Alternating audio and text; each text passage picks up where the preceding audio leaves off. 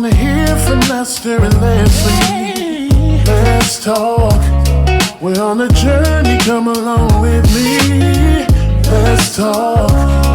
We're bringing a new perspective. Let's talk. Let's talk. Let's talk with Lester and Leslie. Hey, Leslie. Hey, Lester. How you doing? I'm doing pretty great. How are you? You know, shaking and jiving, moving and riding. Hey, if you don't move it, you lose it. Especially at this age, what we talked about last time. Yes. Yeah. Staying dormant too long. Mm-hmm. And by too long, we mean like a minute or Yeah. two. This is terrible. Yes. Everything sets in once you're set. My God. But how's things going, girl? Oh, pretty great. Well, you know what? I will keep the pretty great mindset, even though there are things that are troubling to me, and most of those things are out of my control. That's right. Yeah, so I just have to just continue to stay in the creative spaces, continue to be around my support system, and, and just, keep it moving and learn, and just to be aware of, things that are around me without it causing me to freeze or, how do I put it, like not function pretty much. Yeah. I'm saying it can't affect me to the point where I can't function. And that's where I'm at right now. So I'm holding it together. Some of this stuff that's been going on lately has been very vexing. It's been a very aggressive vibe out there in the world. And I don't want to get into it too deep, but my God, I just get so aggravated when I hear folks talk about thoughts and prayers for all these like deaths and stuff going on. And it's like we have the power to make significant change for that to happen. But one, we can't do that because, capitalism is tied to it. But then also, too, you've got these group of people, and I'm not going to call them out, at least not in this episode, but that like live in a delusion that you can have your leader, right? I come from corporate America. So what I've always seen in my 15 years of being in corporate America is you're only as good as your weakest player, but then also normally your team is a reflection of the person at the top, that leader. And, it's weird to me that some people believe, not everybody, but some people believe that peace can be obtained when leadership is so reckless at the mouth. Can you imagine if Obama talked about executing people on the news and, shooting people down in the middle of the street, right? Yeah, the energy is way different. It's too much. But then you want peace from that. Like that's supposed to be the top level leader. This is right. Representative of this country, being the top person, and this is how he talks. And then you have all this chaos that happens, really aggressive chaos, and then folks will turn around like, I don't know where this is coming from. What? Yeah, it's weird. It's one of the disabling things for me is making these things that don't make sense make sense. And it's put me into a thought spiral to the point where it's just like, okay, I have to disconnect from that, because I understand what's real and what's not most times, because sometimes the things that are real are just outrageous, but whatever. So let's segue into the point, though. Like how we're handling a lot of the things that we're handling now have a lot to do with how we were raised. And, obviously we were raised similarly when it comes down to like military parents, the ones who were really deep in the church. Well, mostly like God and country. God and country. Yeah. Because we both have family parents that from the country and believe in God. Yeah. Yeah. Yeah. Bible So, Belt. well, something that I was thinking about as far as like being reflective on how I was raised. One thing that's crazy is like there were some really strange rules or guidelines that we had to follow a lot, and a lot of these like strange rules and guidelines came from the church or are linked to religion. The one thing that was a rule that stuck out to me the most was the fact that I had to wear skirts to come into church. Yo, You couldn't wear pants? no. And Oh, this was that was a okay. gnarly Now, shit. this was in the 90s and yeah, 2000 single digits. And my mom, we went to, my mom was a member of this Kojic church, which her mother was a member of. So Okay. that was like one of the last churches, like the last Kojic churches that I went to. Because after that, my mom was just like, you're all right. So, but I remember even in the ones where when I was little, because it wasn't the same one. We went to a couple other churches before that, but we always had to carry like a jean skirt or some kind of skirt in the car. And if we had to go to church, like right after I came out of school, I would have to put that skirt on in order for me to go into the church, even if it was over my pants. So obviously it wasn't the pants that, prevented me from salvation. Right. It was just wearing this freaking skirt. And, like I guess on the days that, like in the middle of the week when we had evening services on Wednesdays and Friday, I could wear the jean skirt. There was jean skirt city, jean skirts and like those Madden chunky sandals. That was like church. That was so weird. Like all the girls that went to church on in the evenings, that was the attire. It was like whatever shirt, jean skirt, and those slides. Come on, slides. And if I didn't have a skirt, like my mom would be like stressed out about it, So I guess let me see. So where was I going with this? I'm like a little distracted because like it is just such a freaking like Well, I wild think to me. the topic was we're talking about rules that we had to follow that Did not make really sense. make sense. Yeah.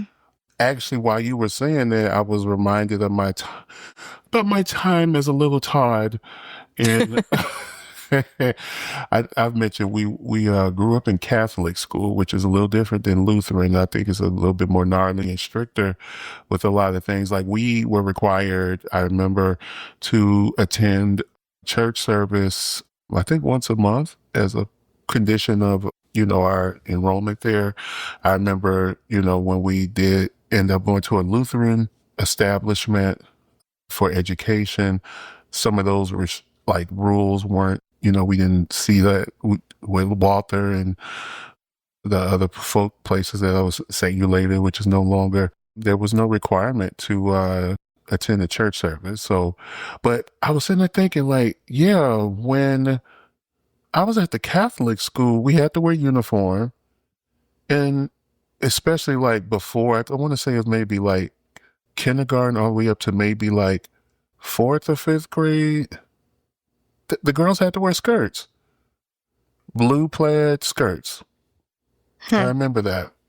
It's one of those things that you, especially with me being a guy, like you never really, like, we're wearing different clothes, but it's not one of those things that really stick with you. Like, oh, I had the freedom to wear pants and they had to wear, well, I don't even know freedom because It if was I a was uniform. trans, maybe that would be something that Yeah. would stick out to me as a thing. Like, oh, I had to wear these pants and the tie, and I didn't feel like I identified with, They made that you wear kind a of thing.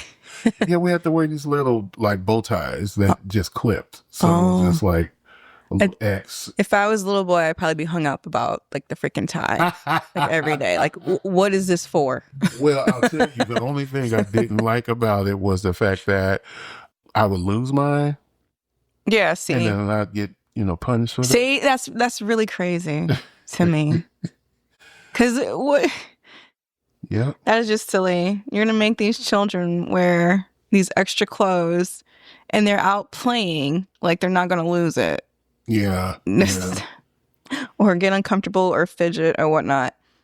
Well, can I, while we're on the subject of like, children, when I was thinking about this question, I thought a lot about conversations that we've had. Obviously, as you know, I don't have any children, but I've got an amazing niece and nephew. I've got, play I'm play uncle and I've got play children and nieces and nephews, including Peanut. And I've learned so much from y'all's children. So one of the thoughts that I had, this is something that's actually pretty new to me in terms of like things that I thought about that I felt like that we had to go through that's unnecessary. And hopefully I don't get too dark with this first one. Yeah. But so, that whole thing where when we were kids, they told us that we have to accept and respond in kind to like physical touches, like hugs, kisses, things like that to our elders that our parents thought were acceptable, like pastors, teachers, people like that. It's like, they open their hands out for a hug and we have to embrace that hug regardless of whether we want to hug or not. And I guess for me, since I never really had a problem with physical touch from family and people in the church, that kind of thing. It's not like I ever had to embrace, like teachers like that. Like there was always usually a personal relationship that not only my parents, but I had with these people, whether they be family or like something through the church. Plus my mom watched us like like an eagle. So, I believe in that. because of that, it's like I never really thought until I got older. And it's not just y'all kids and my niece and nephew, but I've seen documentaries and reels and things on the internet where they talk about how that whole, having to embrace adults as a child, and you might have better language for what I'm talking about, but how destructive that can be, how it kind of opens the door to like predatory behavior, stuff I can like speak that. to that. I've never had that happen with me. So just from my lens, I'm like, you say, what's the harm? And sometimes, this is like a life lesson, I think, for anybody that's a human, is like, just because you're not personally affected by something or you had the privilege of not having to go through something negative associated with something doesn't mean that, it should be applicable for everybody. And I feel like that's the problem. Like a lot of I'm not going to say, some of these people out here believe that whatever they see through their own personal lens is what should be applied to everybody. And that's what I feel like is the issue right now in today's time. Oh, well, I've never experienced this. Or, So it must not be true. It must not be true. Yeah. I've never had a man try to, assault me unless I had something skimpy on, like that kind of stupid stuff. It's like the world doesn't revolve around you in your own personal. You have to give space for people in their own truths and be able to accept that and really kind of look at it and see. Because like I said, with this example, I've never had that happen. So when I think I first heard the concept, and you and I were probably talking about that and just, passing by conversation, I may have not said anything, but my thought was maybe around like, well, what harm can come from, a family member, you just, they come in, it's a family reunion and they want a hug or, they kissing all up on you, whatever, depending on what it is. But then it's like, What Of about, course, there's an R. Kelly out there yeah, exactly. who's What locked about up. the ones who don't have good intentions? Right. And see, this is something that I dealt with when I was a child, Okay. was that I, was when I say forced, I don't mean it as a way of, my mom grabbing me by the collar and pushing me into somebody, who asked for a hug. It's just like the vocal order to hug someone, or the Mm-hmm. vocal order that you better do this or else kind of tone in that voice, where there was like an admonishment or a punishment if I didn't, go up to these people who I didn't know these people. I didn't know who they were, just because my mom knew who they were. And like, did she really know who they were? And same thing like with any other adult, who's telling me to like shake this person's hand, give them a hug, sit on their laps, shit like that. And it's just like, I hated that. I hated that. I acted out, and then I would get berated for that. And then I would just have to relinquish my autonomy. And My goodness. yeah, When you put it like that. yes, it was, as a child, I was expected to relinquish my autonomy for whoever felt entitled to it, especially if it was someone that my parents or my family trusted. And if I didn't, then I was acting out. I was being disobedient, And that was something that I chose to raise my child with, is just that if she doesn't want to talk to you and there's nothing really, to say, or, what I'm saying? Like, then that is what she's going to have to deal with. Like, I cannot in me, because of the way that I was treated, force my child to shake someone's hand, or especially give them a hug or whatever when she doesn't feel when she feels uncomfortable to doing that. I got it when my mom was alive. Like, she was just like, why don't you, and this is like a last thing too, and I guess this might be for another topic, is like one of the last things that me and my mom had an exchange over was the fact that it was over a Zoom call, and my daughter didn't want to get on the call because I'm pretty sure that she's just overwhelmed with, she has to be like that in school. She was in 6th grade or 5th grade. And, my mom, she got upset with me because I didn't make Paige come on the call. And like, how do you even do that? Like, that's weird. Because I hate. You said, how do you do that? You think, bring your ass on over. Right. Like, I'm just going to switch. Put her in front, like take my phone and put it in her face, like I hate that. I hate it. So why would I put someone else, especially someone that I made and brought here? Why would I have them go through the same thing or force them to do something that I equally hate? I hate being put on the phone. Sauerkraut. Yeah. Even though I hate it, but you gotta eat it. Yeah, right. Oh, so the correction is, or maybe this it's the correction, is to totally support and protect my child's autonomy, especially during the years where I'm responsible for her. Yeah.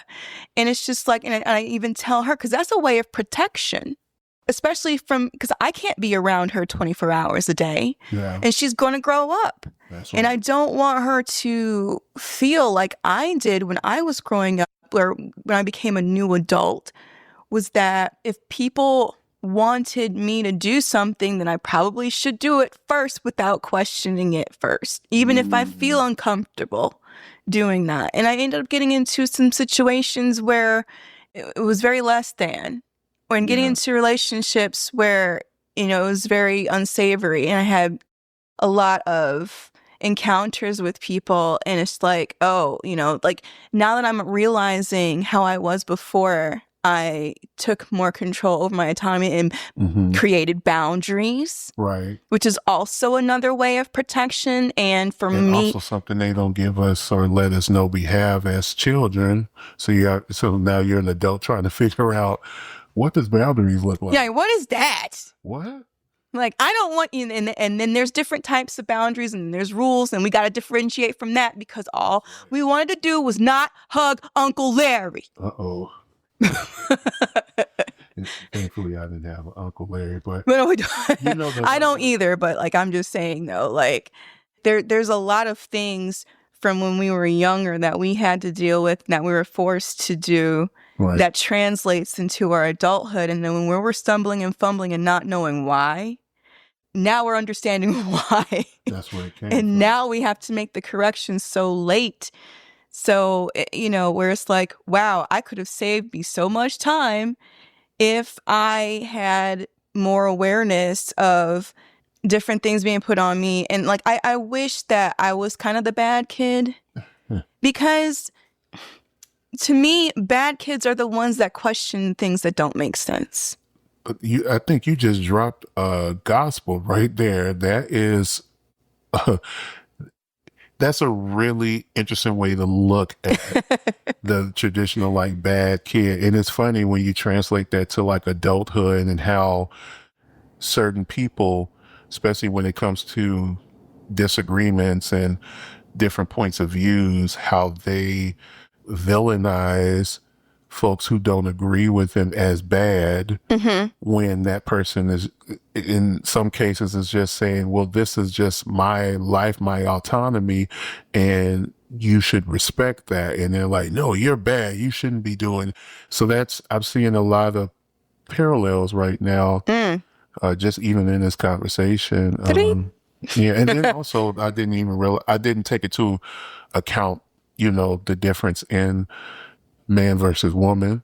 You know, I stand about 6'6". I've always been a big guy. Right now, over 300 some odd pounds, you know. In this corner. So, of course, you know, the Uncle Larry, I don't have Uncle Larry, but neither do I. It was just that Uncle Larry figure, quote unquote. I would say R. Kelly. That I didn't really have like an R. Kelly, and if we did, I didn't know who they were. Certainly they wouldn't have, maybe they were into little girls and not little boys, whatever. And if they were into boys, maybe they didn't want to deal with someone that could probably fight back. Yes. So those are things that I didn't really even consider till now. And that's part of the privilege. So just to point that out, that's how you realize your privilege.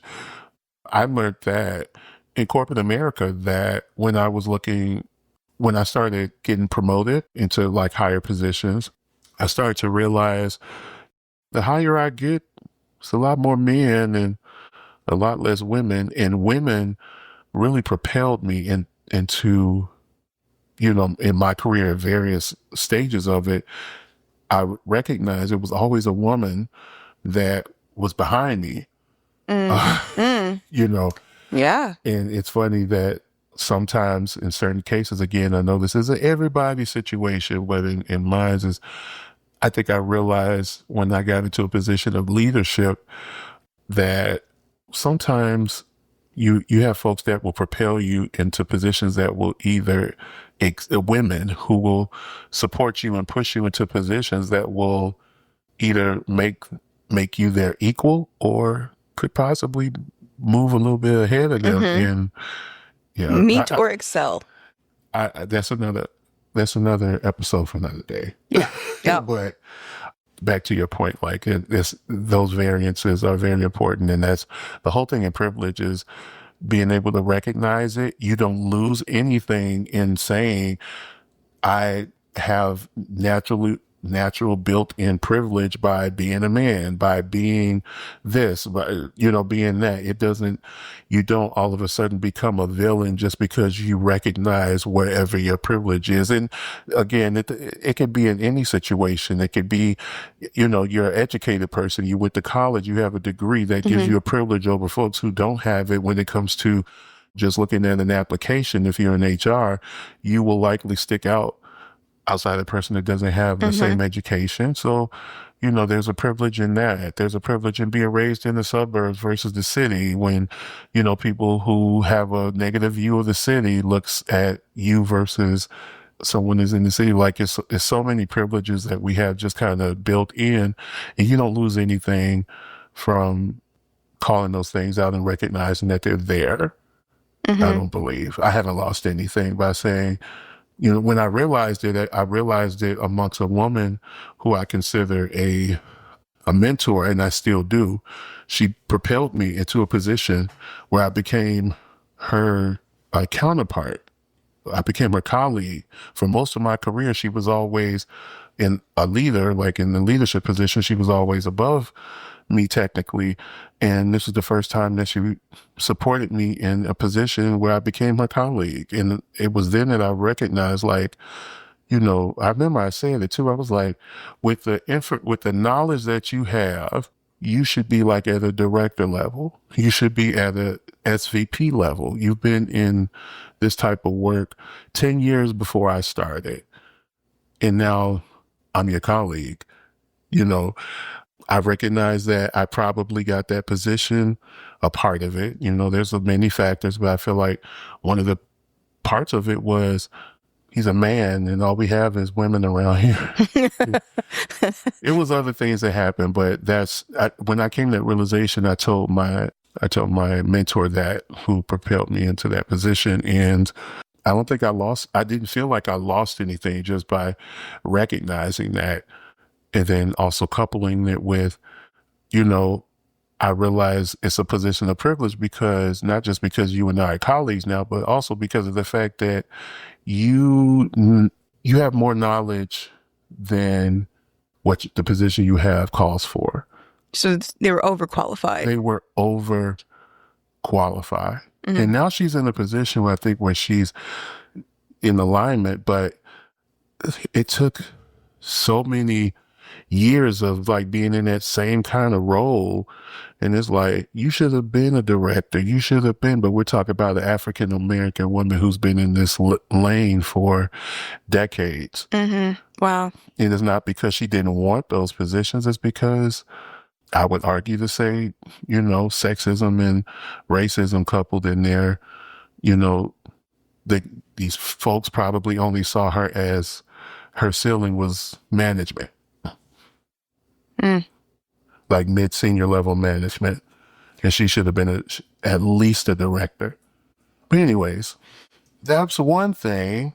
Mm-hmm. Do you have any other kind of things that you thought about that, because I have a few others. Oh, I mean, you can pop off because that was just the one rule that just didn't make sense to me. Like, I guess, man, I mean, I guess I wish that when I was younger, I questioned a lot of those things before, Yeah. It's like, like I said, I wish I was a bad kid, meaning I wish that you challenged things. Yeah. Yeah. That's something right there. We're taught that challenging things is bad. That's wrong. Questioning authority, especially. You got to adhere to the rules. You got to adhere to even if it doesn't make sense, don't question it. Another tag or another, I guess, vibe or feel into talking about organized religion. But again, another conversation for another day. The second thing I thought about, this comes from personal experience. Little white lies. Yeah. That is so annoying. Yeah. Ooh. I remember a time where I'm going to try not to get into too much detail because I don't want to put specific names out there, but it was a family situation. I had heard something that one of my elders said. I didn't know that it was like in confidence or any of those things. Like I didn't know the context of what was said or whatever. And we were at a family event and I heard this elder speaking to another one of my elders that they just got through saying something about, and what they were talking to them about like contradicted what I heard them say earlier. And I remember in that moment, like questioning the elder, like, yeah. I just heard you say blah, blah, blah, and I got whooped for it. Right? I got my ass for telling the truth. Whooped for telling the truth. and they didn't even explain to me fully or thoroughly like why it was just like, oh, what you said or what you exposed or what or whatever was like along the lines of disrespect. But it's like I didn't understand because I just heard you say this out of your mouth not too long ago, and then you're in front of them and now you're saying something different, and I was confused by that. So I called it out right then and there because Yeah. I was honestly confused. It's Got my choking you ass up. whooped for it. And that was back in the time when, like, family, whoever, if it's someone anybody could, if Uh-huh. they're your elder, can discipline you. So, So wow. Someone else beat you? That's crazy. so yeah, Yeah. white lies. At least my mom, she would never do that. Especially if it was the truth. Yeah. You know? But I never did that because I was always afraid of me stepping out of line. So I totally understand that when I hear an adult say one thing to one person and say something else to somebody else. And I'm just like, what you just said. Yeah, my whole thing was you better not. Well, I guess that's one of those things where they like, when they used to separate children from the adults and they say, oh, this is adult conversation. Well, yeah, that's what that's what you should do. If you don't want children who cannot process your schemes or your underhandedness or your shade or, your business dealings, Right. then put them in a nice room where they can't hear you, where they have lots of things to play with, lots of nice toys, and then you can be nefarious over in the next room across the hall. Yeah. And the problem with this elder is that they were so loud, like they're natural. I come from a family of folks that have power behind their voices when they use it, and when it's activated, I should say. It's power behind these voices in my blood. So, when they said the first thing, I assumed that it was, I guess, free public information because you were screaming earlier. Yo, like you were talking to somebody else and it was so loud. I'm like, and then when I heard you talking to the other elder, I was just like, I was honest, like literally. I think that's why I remember this as a trauma point or something, because like I literally remember being true to the heart honest. I wasn't trying to like joke around, get somebody in trouble, or try to start anything. I remember thinking in my heart, like, I'm confused and you're whooping my ass over something that I'm honestly confused about instead of explaining to me what just happened. Yeah, I honestly think that because it's being carried with you, that was a point of trauma. Yeah. Because like you can look at that as clear as day right now because it didn't make any sense. Yeah. We were all taught to be honest, to tell the truth, to not lie. But for some reason, the ones who are telling us these things don't want to be accountable to themselves or to other people when they do it, when they step outside, and then have the audacity to take, quote unquote, corrective actions towards the children who are calling them out on their bullshit. Right. So I think that ties into my third one, which is I guess, I don't know, however it lands. That whole yes sir, no, yes sir, yes ma'am. Oh, the no, salutations. Sir, no ma'am kind of thing. It's so weird. So I feel like I adhere more to that now as an adult than I ever did as a child. I'll tell you what the system was that was set up. So when we were here in Chicago, like, it was no problem, just as long as you're not disrespectful, like when your parents or an elder calls and you respond disrespectfully. If you just say, yes, Lester, yeah, I'm in the bed, that was okay here in Chicago. But when we went down south to visit our Southern family, when I was younger, it had to be yes, sir, no, sir, yes, ma'am, no, ma'am. And I remember one time we were at my grandma's house. My grandma's house was like the hub whenever, the northern family went down. We normally stayed with grandma, or if we were in a hotel, grandma's would be the hub. Like that's where everybody would meet and everything in terms of like the family that lives down there, or maybe ones that's traveling from another place. Grandma's house was the big house. So, well, one of the big houses, because when I was younger, her siblings and her, my grandfather's siblings, like, we had a few hubs when we were young. I remember them dwindling down as we got older. Like when I have a great auntie, Hattie, her house used to be a hub for, along with my grandma's house. But anyways, I remember we went down there one time and I was a little bit older, like I want to say in high school, maybe a freshman or something like that, or like eighth grade. I just remember I was a little bit older, but not like grown. And we went down south and, my mom had called me and I was just like, yeah, just Mm-hmm. because that's how we address each other when we at At home, home. yeah. But she was like, what you say? I'm like, yeah. Say yeah again. And it wasn't like a say Okay. yeah. She came there Yeah. and slapped the shit out of it. She did. And this was another moment, kind of like the one that I mentioned earlier. Now, mind you, I love my mom. Your parents, they do the best they can with what they have, what they know. And that was just Mm-hmm. a kind of tradition of discipline, was physical. And it wasn't like, I was bleeding or anything, but it was embarrassing. I'm not gonna Oh, lie. It was very embarrassing. And that's it was another crazy. one of those moments because we had family over.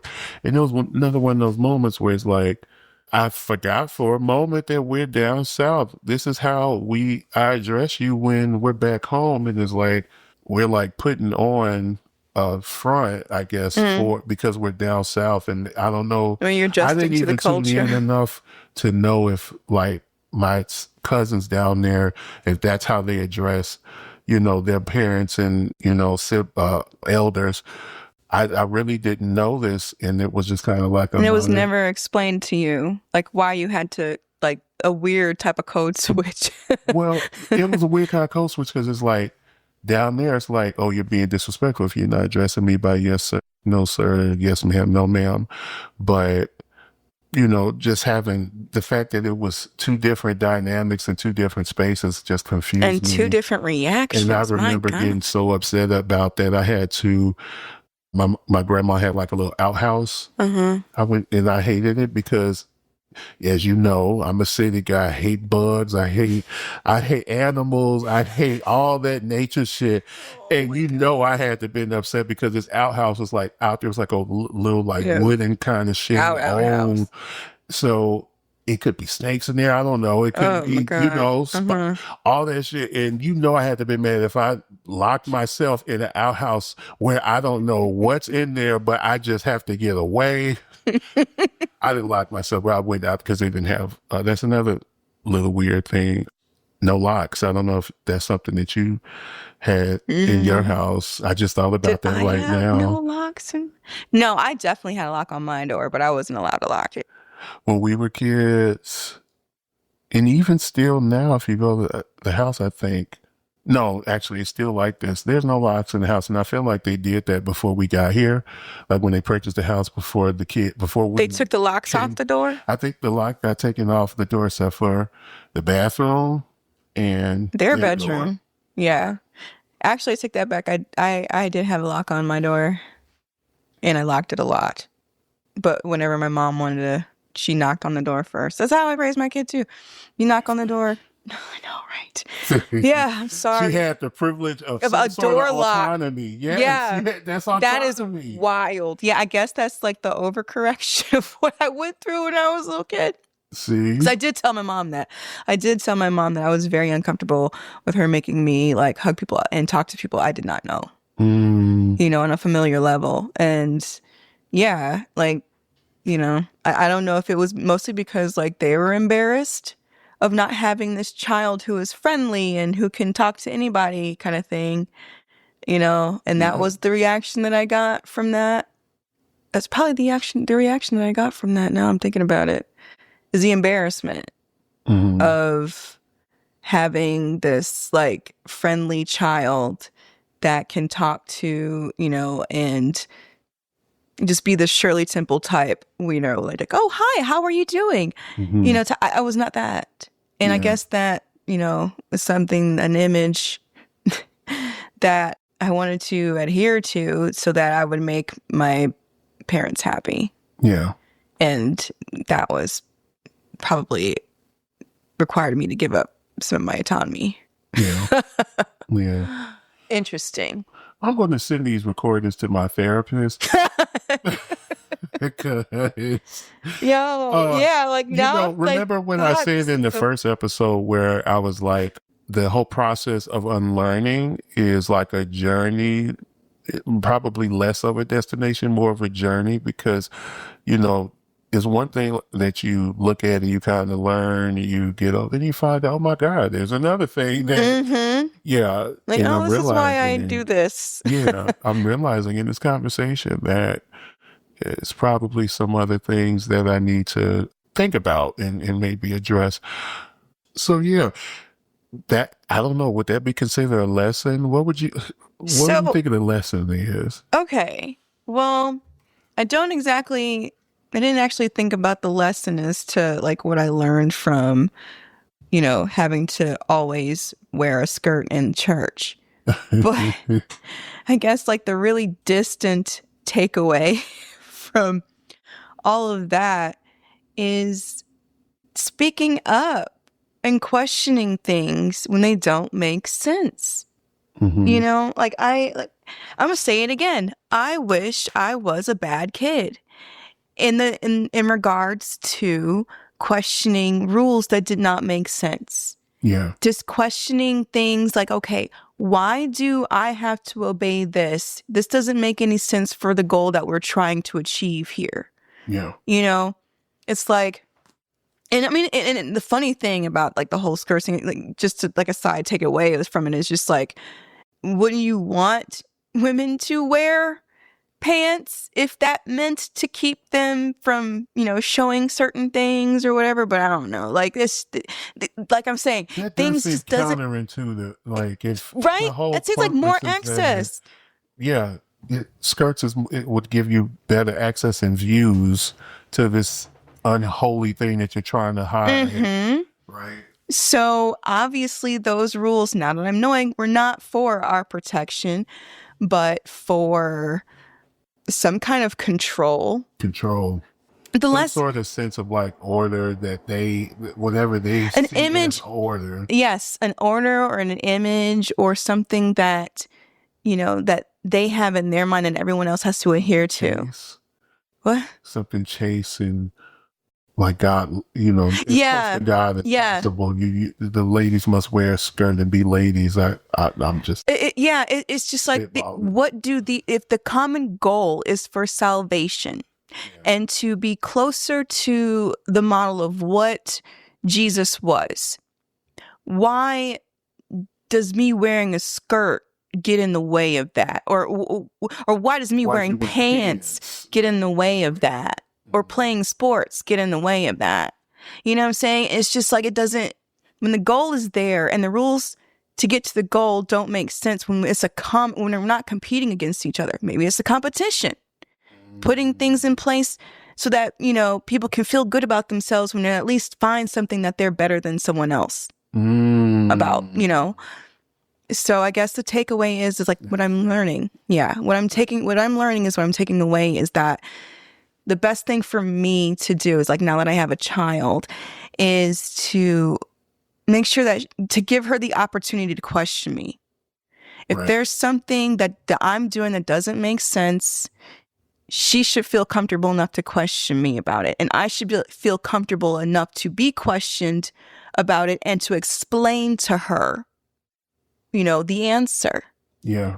And she can call me on my bullshit. Sometimes we get a good laugh at it.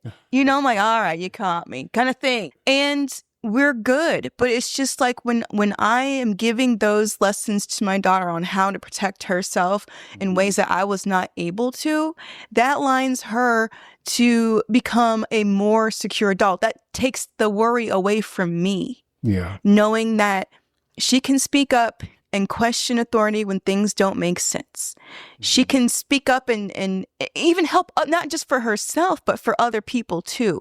Because once she has that self-security, it's going to spill into helping other people get secure as well. Hey, now that's how the spirit moves. There you go. So instilling those types of tools in her, that's the lesson. Give her the things that I didn't have. That's the whole like vibe of like, for me, that I'm taking from my parents is to set your kids up better than you were set up. And that's another thing too. It's just, it's the same thing. Like my mom, I'm pretty sure she dealt with a whole lot of that. And my sister probably dealt with a whole lot of that when she was raised, because we all got different versions of our parents because of where we are in the time. Yeah, in the generational, like when we were born, crazy spread. But like, it's like what, 20 years between you and your 23. 20. Yeah. Oh God. Yeah. It's yeah. 2 decades. Yeah. Yeah. So she obviously got a different version of my parents than I got. Because I'm the same age as my mom when she had me. So like to reel it back in, just the lessons that I, the fact that there were these crazy rules that I had to follow that didn't make sense. I can't do anything about that now, but I can make sure that my daughter can arm herself up against crazy by giving her the fact, because like that type of autonomy can continue to grant her clarity on how things are supposed to be. And you can't set her up to be gaslit. That's right. So that's my lesson. That's my lessons, my takeaways. I can't do nothing about it, but I can help somebody else. Right. To add on to what you mentioned, or to maybe rephrase it in a different way, first of all, breaking generational curses. Yes, cycle breaking. In the church, this would probably be considered breaking a generational curse, because now you've got more autonomy than I ever had.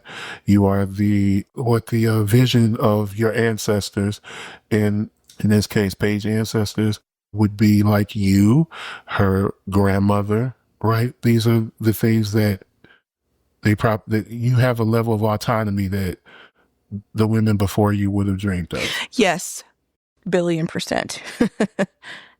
And then the other thing I was going to offer was that you had already mentioned it, but just to move her, to reiterate it, that you want to set your children up better than where you were, and the fact that she's at a place where she has more autonomy than maybe you had, or you felt that you had at her age.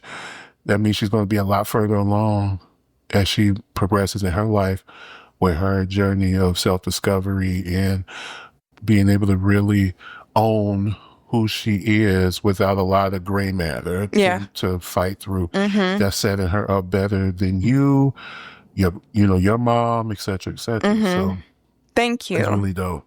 Thank you. And it's stuff like that. Me being somebody from the sidelines looking in, that I tell my friend Crystal and you all the time, the way you, Crystal, my brother, the way you guys are raising your children, I can see from the sidelines the differences.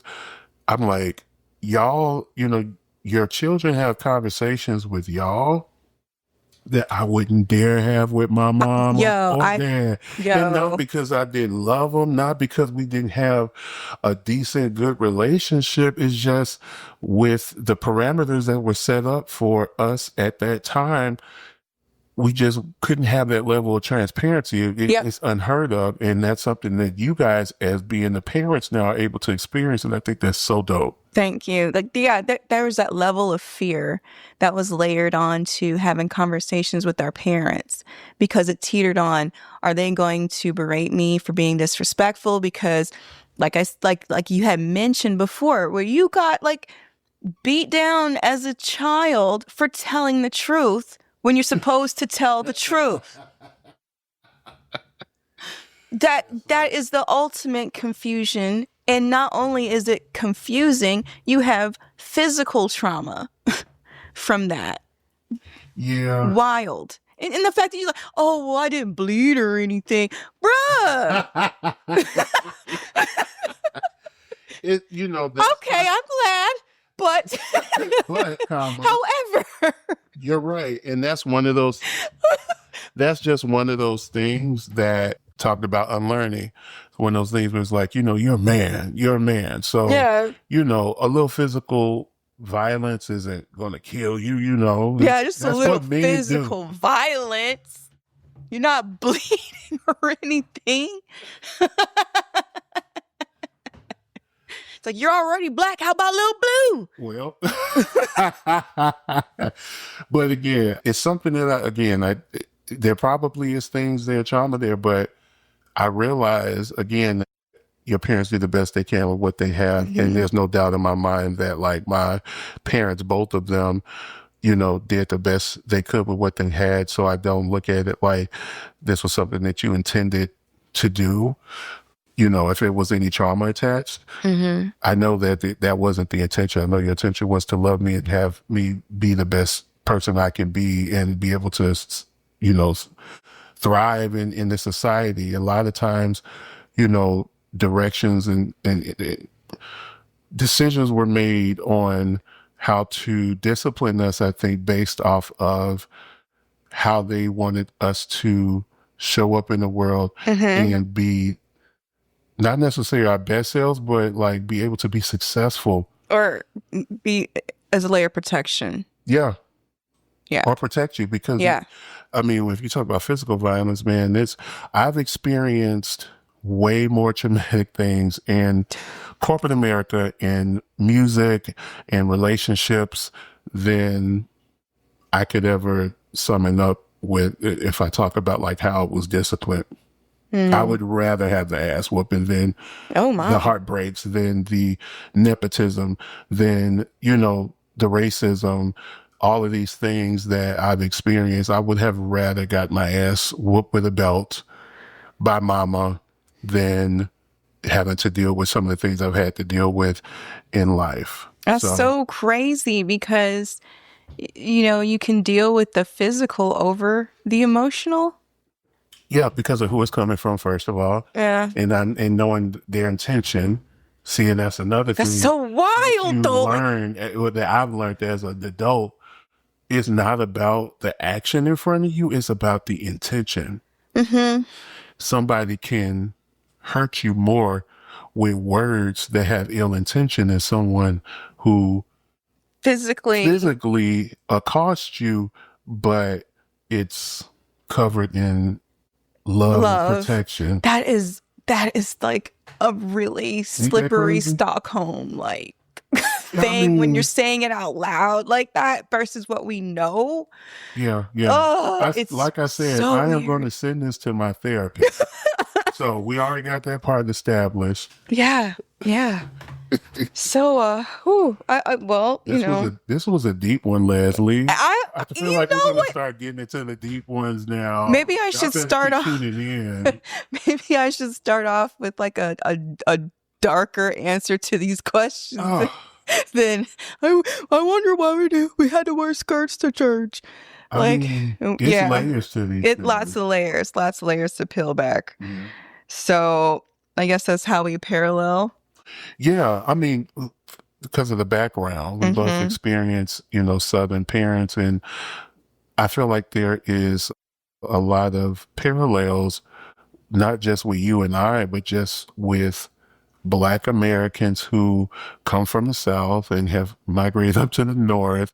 There are certain ways of life and ways of doing things that they brought with them up here that maybe wasn't the norm. Like when I talked about the yes sir, no sir, when we had to go down south, that wasn't really a thing when we were at home here in Chicago, those kind of things. So, yeah. Well, I guess this is just how our conversations usually go. Anyway. Always. Well, How you feeling? I feel like I Yeah, feel empty. Yeah, a little depleted. Yeah. So we'll end and say, as always, this is your favorite, hopefully soon to be, Uncle and Auntie. But we ain't claiming y'all. See you later.